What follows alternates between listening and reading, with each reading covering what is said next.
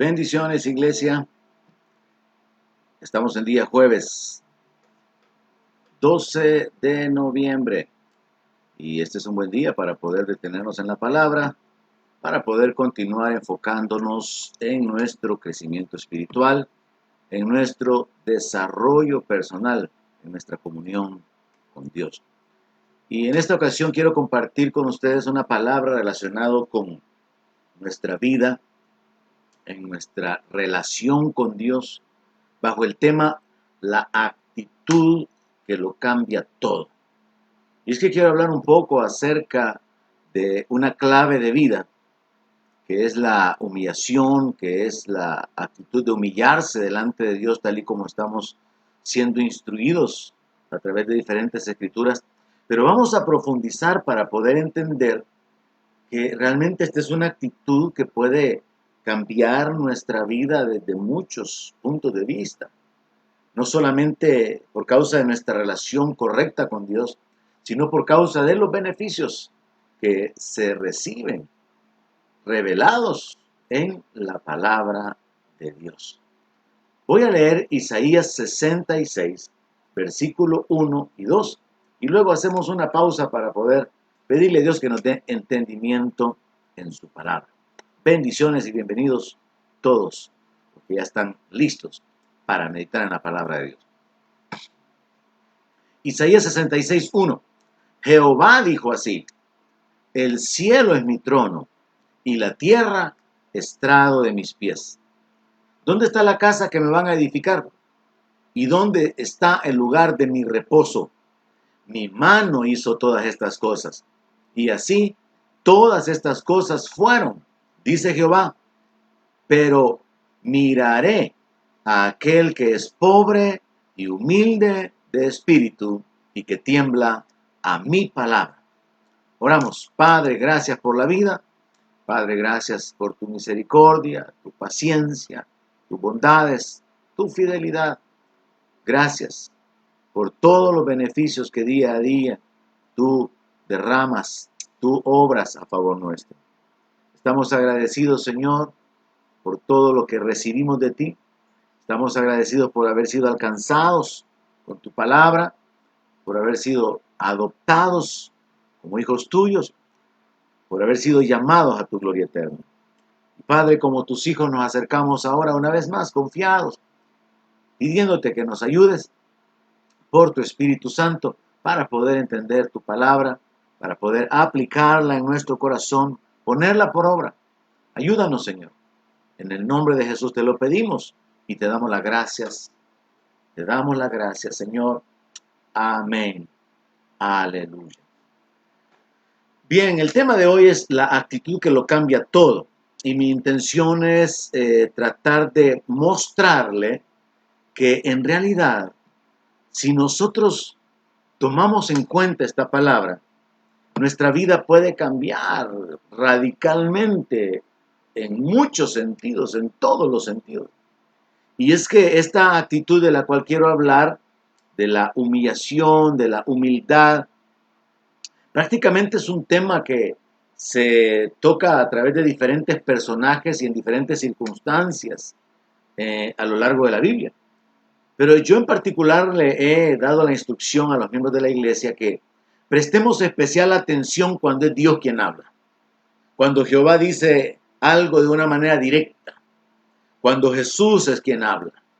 Porque esta es la palabra de Dios que muchas veces no requiere una interpretación, sino simplemente asimilarla, aceptarla y aplicarla en nuestro corazón o en nuestra vida.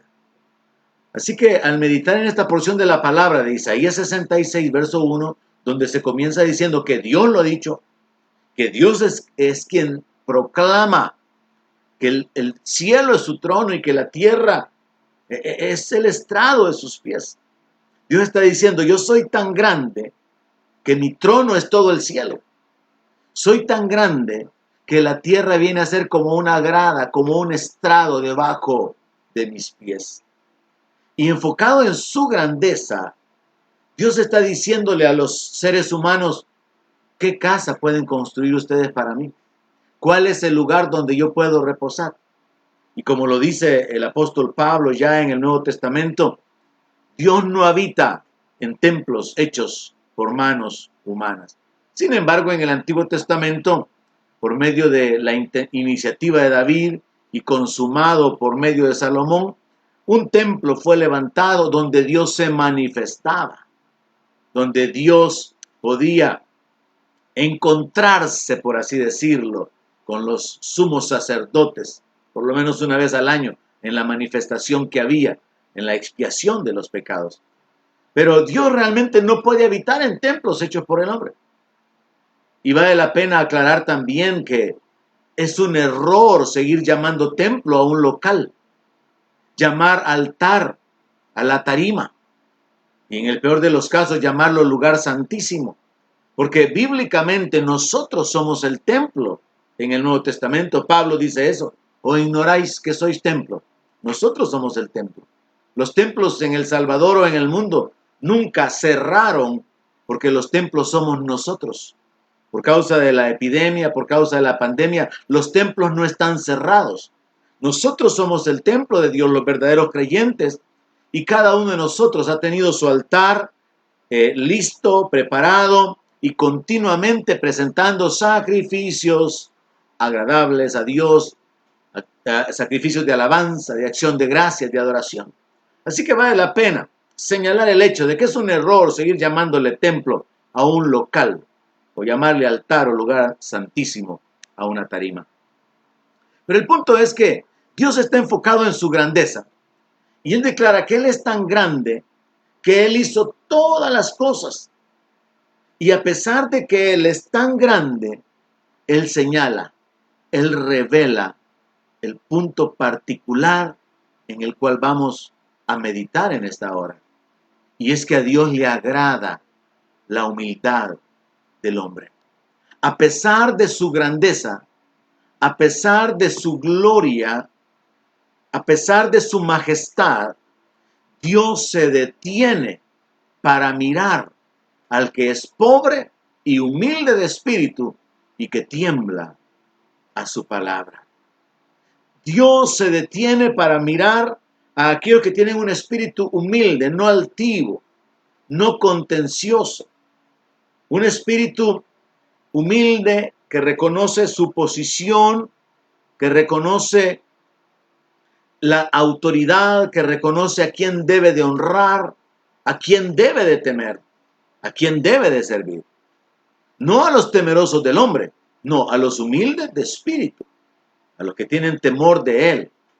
Y la escritura en la Reina Valera dice que tiembla a mi palabra. Otras traducciones lo ponen más claro, diciendo a los que temen a su palabra. Tienen reverencia, reconocen la autoridad de la palabra. No tienen en poco la palabra, ya sea una promesa o un mandamiento. Dios se detiene para mirar a aquel que es pobre y humilde de espíritu y que tiembla a su palabra. Es interesante darnos cuenta que para Dios, para el Dios Todopoderoso, aquel que es pobre y humilde de espíritu, aquel que tiembla o que teme su palabra, lo atrae. Y consideremos esto en lo natural. Nosotros como seres humanos, generalmente, en mayor o menor grado, somos atraídos por la grandeza. Somos atraídos por la belleza, por la riqueza, por la fortaleza, por las habilidades desarrolladas por algunos. Somos atraídos, como dije algunos en mayor o menor grado, por los tesoros, las piedras preciosas, el oro, las cosas de lujo. Nos gusta admirar en el caso de los hombres los vehículos, las motocicletas y nos agrada todo aquello que ha sido diseñado con tanta tecnología que hay ahora y nos sentimos impresionados. En el caso de las mujeres, dicen que las mujeres aman las joyas preciosas, las piedras preciosas, las joyas, porque son atraídas por la belleza. Pero mire qué interesante que a Dios no lo atrae nada de eso. A Dios lo que lo atrae es el ser humano que es de espíritu humilde, que tiene temor de su palabra. A mí me parece sumamente interesante que lo que a Dios le atrae no es la gloria que Él mismo puso sobre la creación porque Él la creó. No es la belleza ni las habilidades del hombre, sino que lo que a Dios le atrae es la humildad.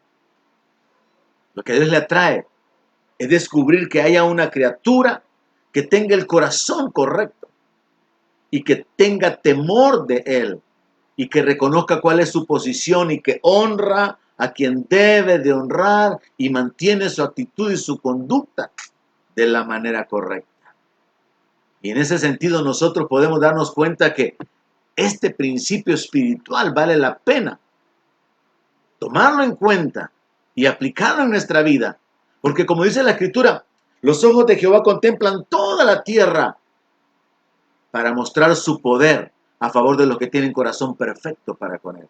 ¿Y cuál es ese corazón perfecto si no hay bueno ni aun uno? El que se humilla. Aquel que aún habiendo fallado, aún habiendo pecado, se humilla y puede alcanzar el favor de Dios. Puede alcanzar la restauración. Dice la palabra que Jehová no se complace en la fuerza del caballo. Dios se complace en los que le temen.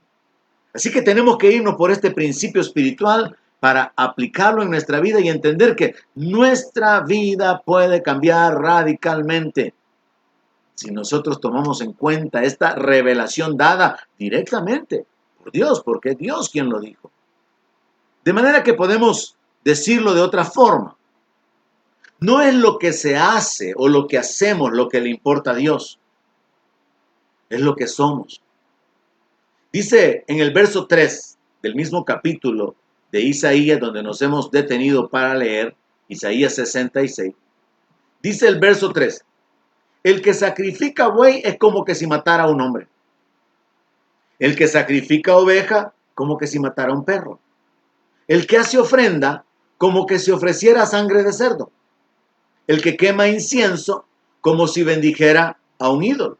¿Cómo es posible que Dios diga esto? Tenemos que entender el contexto de lo que Él está hablando.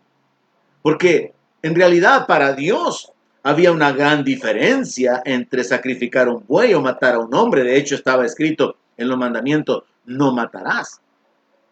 Había una gran diferencia entre presentar una oveja de la edad correcta, perfecta, según las instrucciones levíticas, a matar un perro. Había una gran diferencia. Pero Dios está diciendo que llega un punto, debido a ciertas circunstancias de la vida, como se aclara más adelante, de las personas, en las cuales lo que hacen ya no importa. Dice el Señor en la segunda parte del verso 3, y porque escogieron sus propios caminos y su alma amó sus abominaciones, también yo voy a escoger para ellos escarnios y voy a traer sobre ellos lo que temieron. Ve aquí y entendamos el contexto. Porque llamé y nadie respondió, desobedientes. Hablé y no oyeron, no prestaron atención, sino que hicieron lo malo delante de mis ojos y escogieron lo que me desagrada. Escogieron un estilo de vida desagradable a Dios. No prestaban atención a la palabra de Dios. Dios les llamaba la atención, Dios los amonestaba, pero ellos no respondían. Entonces lo que vemos acá es que Dios está diciendo, ustedes presentan sus ofrendas, ustedes están dando lo que les pido que den, pero desobedecen, no hacen, no viven como yo digo que tienen que vivir. Y aquí es donde vemos que no es más importante lo que se hace que lo que somos. Para Dios, nuestra actitud, lo que llegamos a ser, es más importante que lo que hacemos. Yo supongo que todas las personas que podemos considerar perversas en el mundo, secuestradores, violadores, ladrones, asesinos, harán buenas obras. Yo pienso de que todas las personas malas hacen cosas buenas. Pero esas cosas buenas que se hacen no son agradables a Dios por causa del estilo de vida que las personas tienen. Y ese es un principio que está escondido en la palabra que nosotros como cristianos tenemos que entender, hermano. Para Dios no es más agradable el que nosotros vivamos de una manera religiosa, desobediente, dando ofrendas bien al pie de la letra con nuestras finanzas, buscando la manera de consagrarlas, llevarlas a la congregación, enviarlas o lo que sea, sino la vida temerosa, la vida de confianza, la vida de dependencia. Para Dios no es más agradable el estar involucrado en un ministerio y ser fiel a ese compromiso, abandonando las responsabilidades familiares, porque como dice la palabra, el que no provee para su casa es peor que un incrédulo.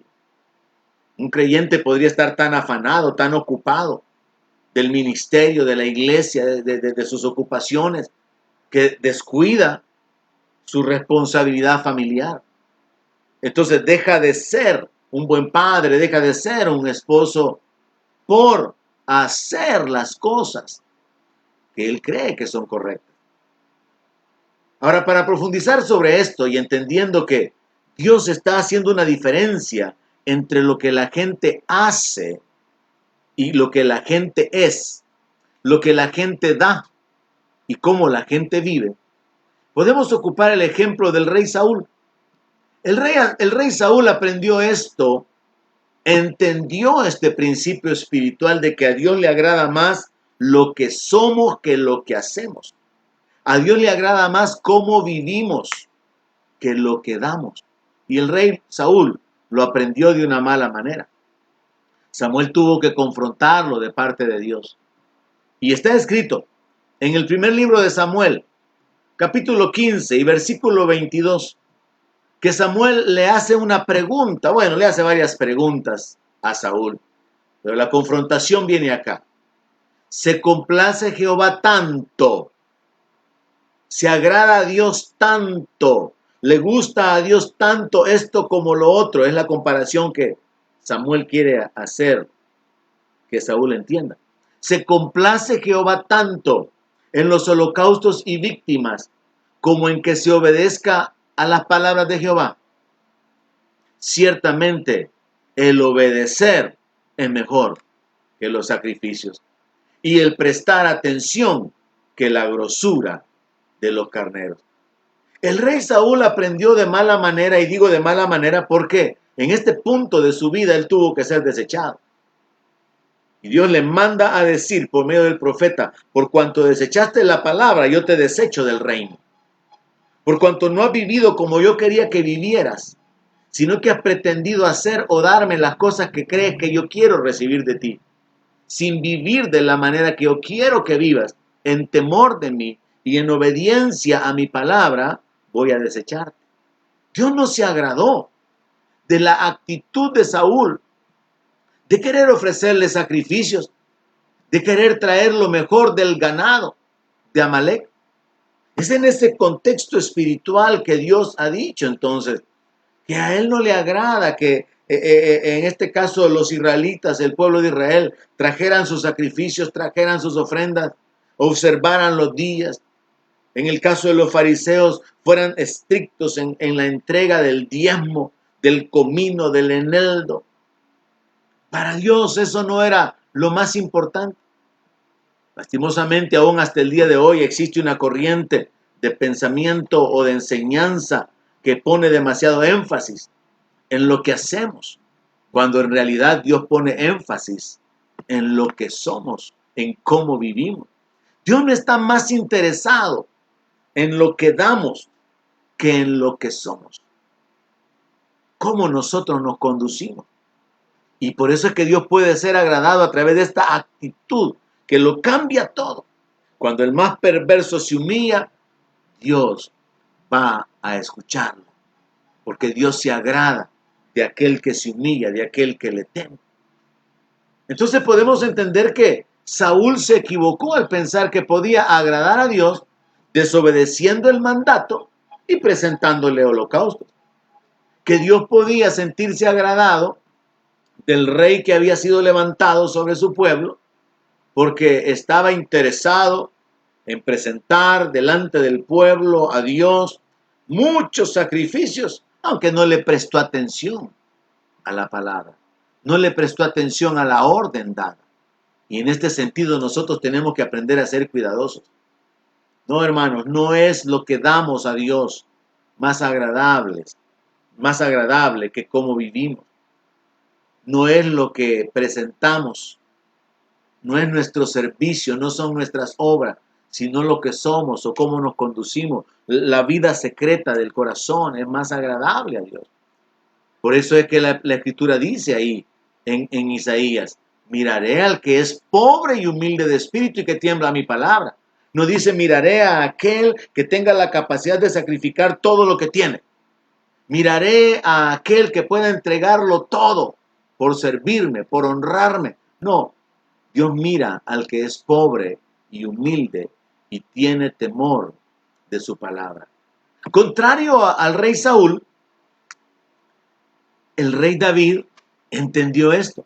Yo sostengo y lo he ido probando a través de diferentes exposiciones de la palabra, que particularmente yo veo a David viviendo como adelantado con respecto a su tiempo. David entendió cosas que pertenecen a esta dispensación en el Antiguo Testamento.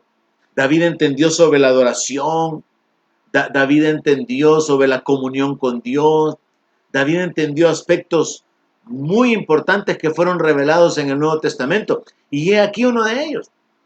En el Salmo 51, verso 16, vemos la comprensión espiritual que David tenía y obviamente la recibió por causa de su comunión con Dios.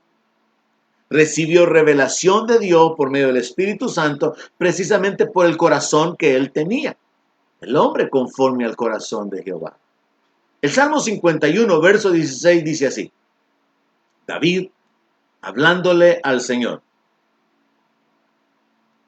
Porque no quieres sacrificio, que yo lo daría. No quieres holocausto. Los sacrificios de Dios son el espíritu quebrantado, al corazón contrito y humillado, no despreciarás tú, oh Dios. David entendía lo que Dios hablaba. David está diciendo, Señor, yo ya entendí que tú no quieres lo que yo te pueda dar. Que lo que te agrada es cómo yo puedo ser, cómo yo puedo vivir. En humildad delante de ti, en integridad delante de ti, como él lo escribe en un salmo que dice que caminó en integridad en los secretos de su casa, cuando nadie lo miraba. Él caminaba en integridad.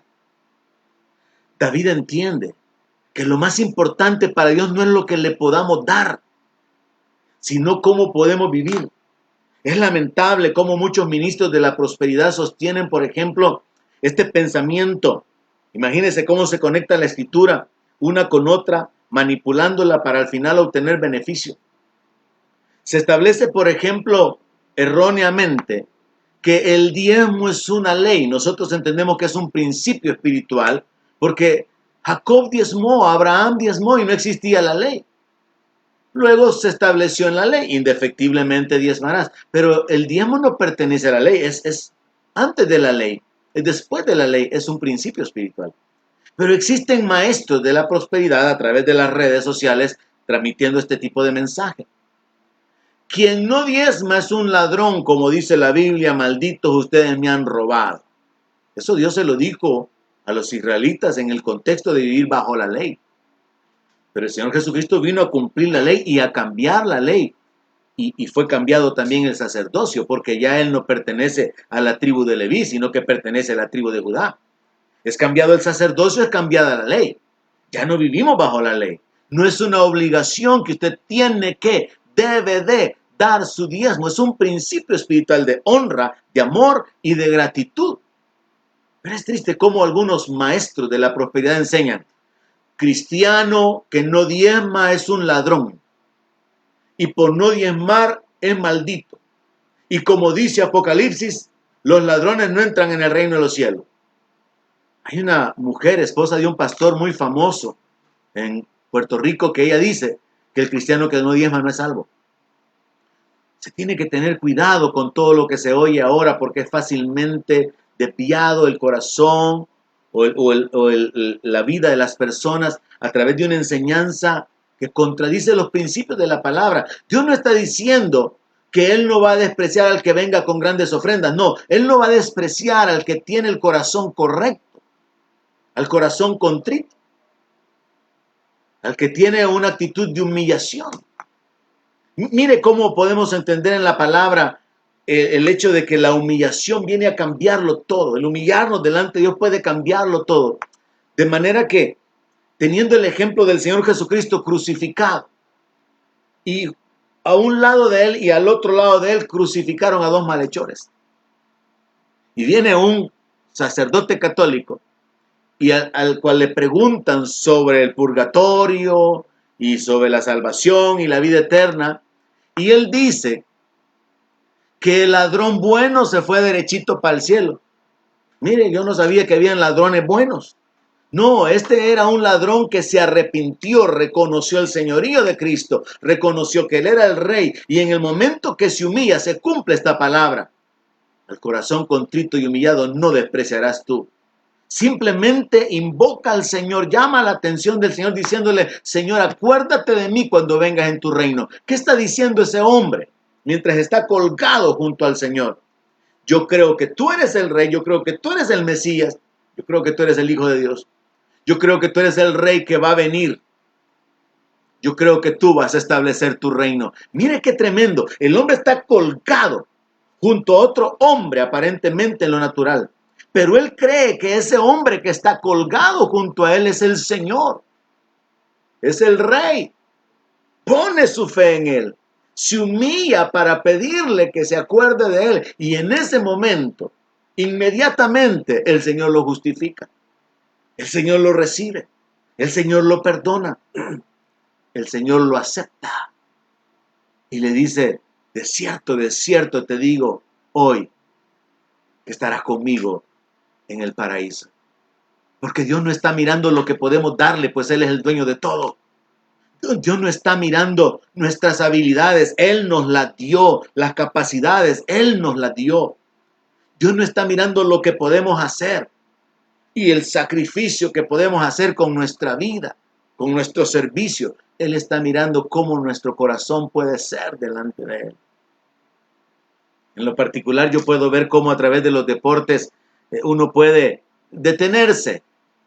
De nuevo, la aplicación en mayor o menor grado para reconocer o admirar. Por ejemplo, en el golf.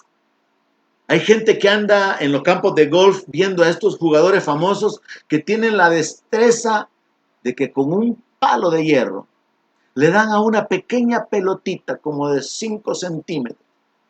5, 7, 8 centímetros.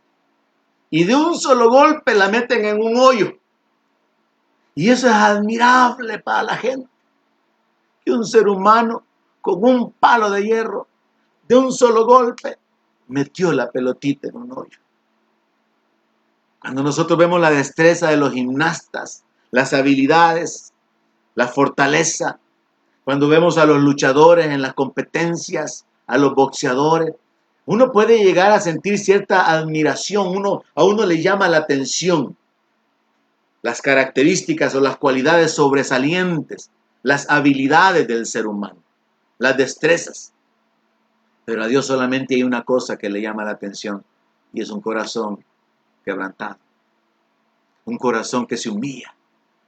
Ese corazón Dios no lo va a despreciar.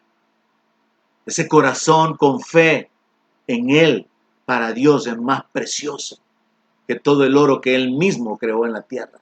Es más precioso que todas las piedras preciosas que hayan en la tierra. Por eso es que yo le decía que un pecador que se humilla es agradable delante de Dios, no va a ser despreciado. Y entonces podemos entender esta realidad espiritual, mis hermanos, que un pecador, alguien que ha vivido en el pecado y se humilla, es tan agradable a Dios como el justo que permanece humilde. Ambos agradan a Dios. Y es por eso que puse como tema a la meditación de ahora la actitud que lo cambia todo. Porque una persona puede haber vivido una vida completamente perdida, depravada, degenerada, pero en el momento que su corazón se vuelve a Dios de verdad, en ese mismo instante Dios lo recibe. Y así como el hijo pródigo fue recibido por su padre, es restaurado, es levantado. ¿Por qué? Porque al corazón contrito y humillado Dios no lo desprecia. Yo creo que podemos aplicar esta verdad espiritual en nuestra vida de esta manera, hermanos. Creo que muchas veces a muchas personas les pasa, nos pasa, ha sucedido que sentimos que Dios no nos oye. Nos sentimos lejos de Dios. Quizás es tiempo de revisar. ¿Estamos caminando en humildad delante de Dios? ¿O aún en nuestro corazón tenemos la reprensión y el testimonio de que no somos agradables y no podemos venir delante de la presencia de Dios porque hay orgullo escondido en nuestro corazón engañoso? Porque el corazón humilde va a presentarse delante de Dios como un niño que depende del Padre, que confía en el Padre, que espera en el Padre. Y entonces podemos cambiar ese sentimiento de indiferencia de parte de Dios y de que nos sentimos alejados de Dios por una convicción. Sabemos que Él nos oye. Y si Él nos oye, tenemos las cosas que le hemos pedido. Así que es más importante para Dios nuestro corazón humillado, nuestro corazón temeroso que valora su palabra. Y Él sabe. Usted no puede decirle a Dios: Señor, yo vengo ante ti con un corazón humillado. Él sabe si usted está humillado delante de Él. Él sabe cuál es la cualidad, cuál es la condición interior de su corazón. Ahora, nosotros podemos encontrar a través de la palabra, bajo el enfoque de que esta actitud lo cambia todo, que hay beneficios. Hay beneficios conectados con esta actitud de colocarnos en nuestra posición, de renunciar a vivir sintiéndonos grandes, de renunciar a querer recibir el aplauso de la gente, el reconocimiento o la honra, y saber que lo que somos se lo debemos a Dios, que lo que hacemos es por la gracia de Dios, que lo que tenemos es por su misericordia, y que Él se ha manifestado en nuestra vida, y que debemos de vivir en gratitud, y que no podemos gloriarnos de nada. Según la palabra de Dios existen beneficios por causa de esta actitud. Primera carta del apóstol Pedro, capítulo 5, verso 5, nos habla de dos beneficios en estos dos versos. 5 y 6 de Primera de Pedro 5. Versículos 5 y 6 de Primera de Pedro. El apóstol Pedro dio esta instrucción, que tiene una aplicación general, a pesar de que dice: igualmente, jóvenes, están sujetos a los ancianos. Luego la aplicación se generaliza, no solamente aplicándola a los jóvenes, sino dice: y todos sumisos unos a otros. ¿Cómo es eso que todos sumisos unos a otros? Sí, todos con una actitud de que no somos más grandes que los demás, que podemos escuchar. Sí, todos con una actitud de poder estar abiertos o exponernos a los demás, oír a los demás. Dice que los jóvenes estén sujetos a los ancianos, pero luego dice que todos estemos sumisos. No dice y todos sujetos unos a otros, no, sumisos, porque la sumisión es una actitud en la cual en humildad uno puede estimar, honrar, tomar en cuenta la palabra de alguien que no está en autoridad sobre uno. Esa es la sumisión.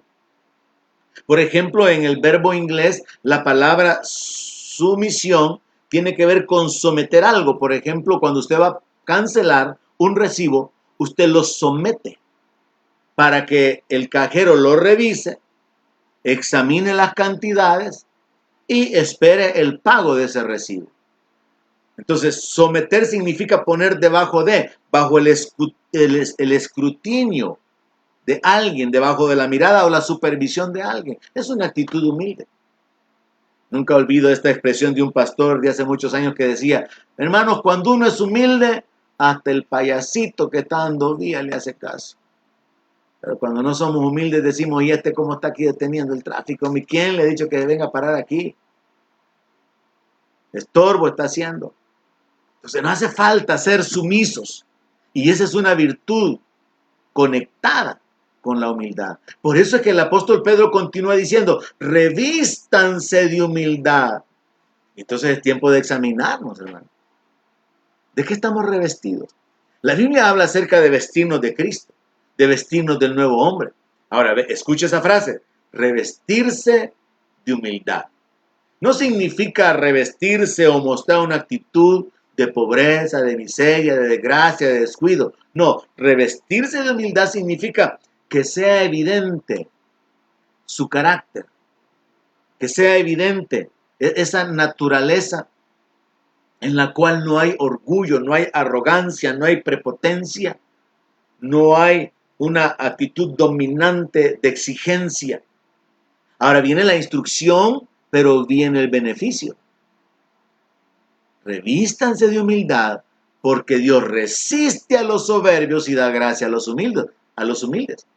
Por eso es que el tema es la actitud que lo cambia todo. Porque cuando usted cambia su actitud, cambia su corazón, ¿qué es lo primero que va a suceder? Dios le va a dar gracia. Y la gracia es el favor de Dios. Y si Dios pone gracia sobre usted, la gente va a bendecirle, va a beneficiarle. Esto, solamente este punto, si yo no tuviera nada más que hablar sobre este tema, solo este punto sería lo suficiente como para que todos debiéramos concluir, me conviene cambiar de actitud, porque Dios da gracia a los humildes. La gracia de Dios causa que las personas alrededor nuestro nos bendigan, nos sirvan, nos beneficien, nos levanten. La gracia de Dios puede causar que usted reciba cosas sin pedirlas, sin estar esperándolas incluso. Y que Dios se manifieste a favor suyo. La gracia de Dios va a causar que a usted le sea dado sin precio. Que usted encuentre el favor delante de otros, que lo honren, que lo levanten, que le sirvan. Entonces vemos que hay beneficios, hermano, de revestirse de humildad. Fíjese cómo en lo natural nosotros mismos hemos participado de este juego del diablo y a veces hemos hecho quizá, o en el pasado vamos a decirlo, hacíamos comentarios como por ejemplo, es que este cae mal. Y porque uno percibía o percibe la actitud de la persona y dice, no, es que este cae mal. Y es que un orgulloso choca con otro orgulloso. Pero al humilde le da igual el orgulloso. El humilde no tiene problema con el orgulloso. El orgulloso sí tiene problema con el humilde. Y entonces nosotros podemos entender que hay una actitud en el corazón que determina lo que creemos de nosotros y lo que creemos de los demás. Y eso define cómo vamos a tratar a los demás. Cómo les vamos a responder lo que les vamos a dar. Cómo vamos a comportarnos.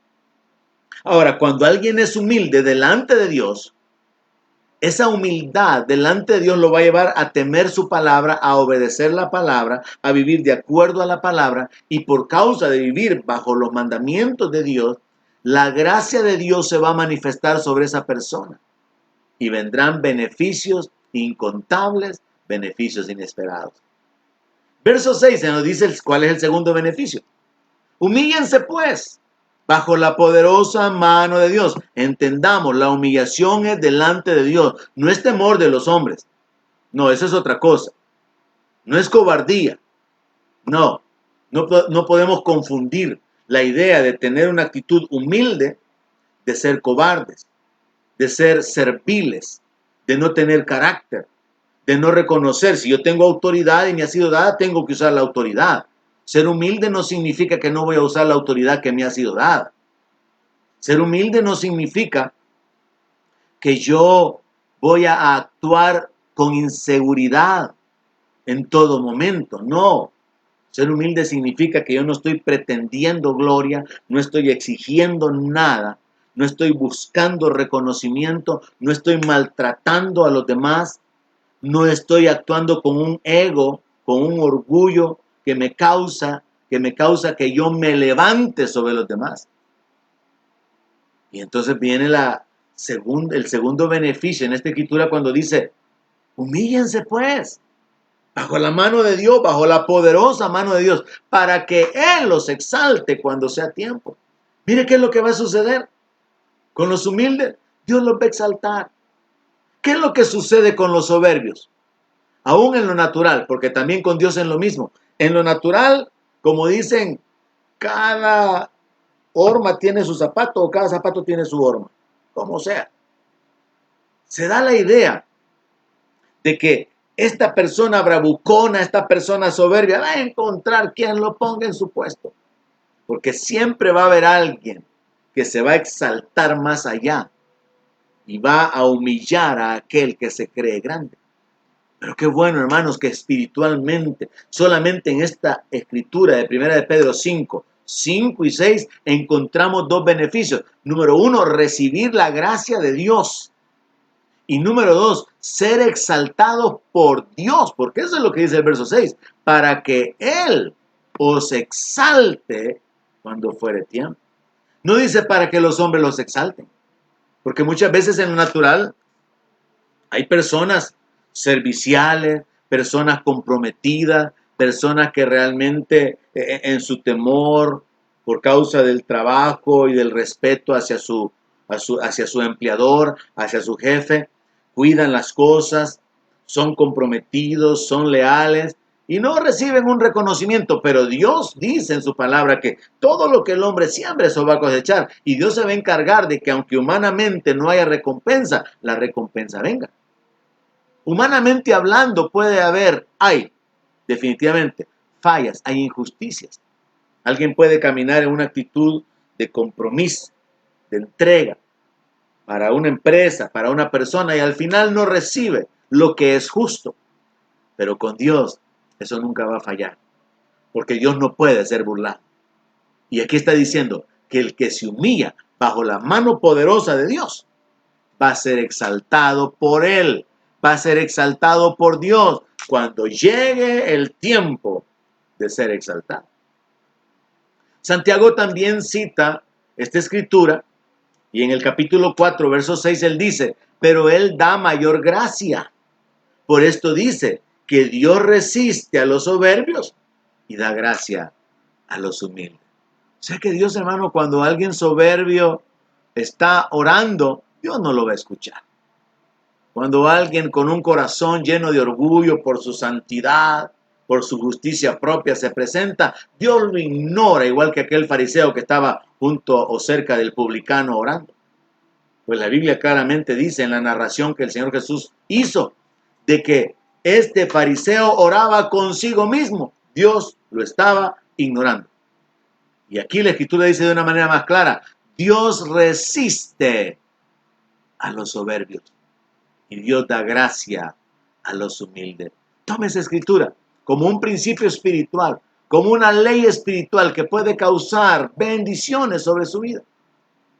Siguiendo con la palabra que salió de la boca de Dios, en Isaías 57, verso 15, encontramos promesas de parte de Dios para los humildes. Isaías 57, 15. De nuevo, palabra que salió de la boca de Dios. Porque así dijo el alto y sublime, el que habita la eternidad y cuyo nombre es el santo. Yo habito en la altura y la santidad, y con el quebrantado y humilde de espíritu, para hacer vivir el espíritu de los humildes y para vivificar el corazón de los quebrantados. Probablemente o seguramente en su Biblia no existe una división de capítulos diciendo promesa de Dios para los humildes. Pero Dios está aquí diciendo que Él va a hacer algo a favor de aquellos que son humildes. Pero comencemos en el análisis del texto haciendo esta pregunta. ¿Dónde habita Dios? En la altura y la santidad. En el tercer cielo, en la gloria, en su reino. ¿Con quién habita Dios? Con el quebrantado y humilde de espíritu. O sea que Dios habita en la altura, en la santidad, en la gloria. Pero Dios habita con el quebrantado. ¿Y quién es el quebrantado? Aquel que en su impotencia, por causa del sufrimiento, padecimientos, abusos, injusticias, se vuelve invocando a Dios, dependiendo de Dios. En ese sentido, mire, en la perfección de Dios, en sus planes y en sus pensamientos, Dios ha permitido que las injusticias se den y continúen sobre la tierra, porque eso permite un quebrantamiento que puede ser el trampolín para ir a buscar, para depender de Dios. Así que Dios dice que Él habita en la altura, pero Él habita con el quebrantado y con el humilde de espíritu. ¿Quién es el humilde de espíritu? Probablemente sea en su mayoría aquel que en su incapacidad no tiene de qué sentirse orgulloso, sino por el contrario, en su condición reconoce su impotencia, en su condición reconoce su incapacidad, su falta de poder, su falta de experiencia, su falta de influencia. Y entonces no tiene razones para gloriarse y lo único que le queda es exponer su corazón y su condición delante de aquel que levanta del polvo al pobre y al menesteroso. Quebrantado y humilde de espíritu. Personas que han sido despojadas, que han sido abusadas, que han sufrido, o personas que en el proceso de desarrollo de su vida han llegado a entender que hay un Dios en los cielos que reina, que Él es el Señor de todo y que solamente somos administradores, solamente somos como mayordomos y que aún ni nuestro cuerpo es nuestro, ni nuestro dinero, ni nuestro tiempo, ni nada, porque todo es de Él. Y entonces se vive con esa actitud de humildad, de espíritu, reconociendo la gracia de Dios, la fidelidad de Dios, la bondad de Dios, el amor de Dios. Y en esa actitud de humildad se permanece en una dependencia de Dios. Se permanece en una actitud de honra, de servicio, de adoración a Dios. Ahora, ¿cuáles son las promesas que están aquí? El Señor está diciendo, yo habito con el quebrantado y humilde de espíritu, número 1, para hacer vivir el espíritu de los humildes. Y número 2, para vivificar el corazón de los quebrantados. Son dos cosas totalmente diferentes. Hacer vivir el espíritu de los humildes nos da la idea de sanidad, nos da la idea de prolongar la vida. Pero vivificar el corazón de los quebrantados nos da la idea de ánimo, fortaleza, motivación, esperanza. Dios hace ambas cosas con aquel que permanece humillado delante de Él. Dios le va a dar vida. Dios lo va a fortalecer. Dios le va a dar esperanza. Dios le va a dar motivación. Dios lo va a levantar. Beneficios. Beneficios conectados con esa actitud de humillarse. Así que definitivamente que la declaración que he usado como tema en esta ocasión es una verdad espiritual de la cual todos podemos tomar ventaja. La actitud que lo cambia todo es la actitud de humillarnos, la decisión de humillarnos delante de Dios. Concluyo con este pensamiento. Creo, y a manera o con la intención de llamar su atención, voy a ponerlo de esta forma. Yo creo que, aunque en el libro de Hebreos dice que nos acerquemos confiadamente ante el trono de la gracia, nos habla acerca de que como hijos, por el sacrificio de Cristo, por medio del camino que ha sido abierto a través del velo rasgado, por causa de la sangre de Jesús, que nos acerquemos confiadamente. De una manera figurada, yo creo que delante del trono de Dios hay un rótulo que dice, solo se atenderá a los humildes. ¿Por qué digo eso? En el Salmo 138, verso 6, está escrito así, porque Jehová es excelso. O sea, su majestad, su gloria, indescriptibles, incomparable, incomprensible, inimaginable para nosotros. Porque Jehová es excelso, es lo máximo.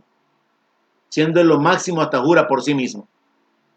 Y luego, y atiende al humilde. De ahí la idea de ilustrarlo de esta manera. Anuncio celestial. Solo se atenderán las peticiones de los humildes.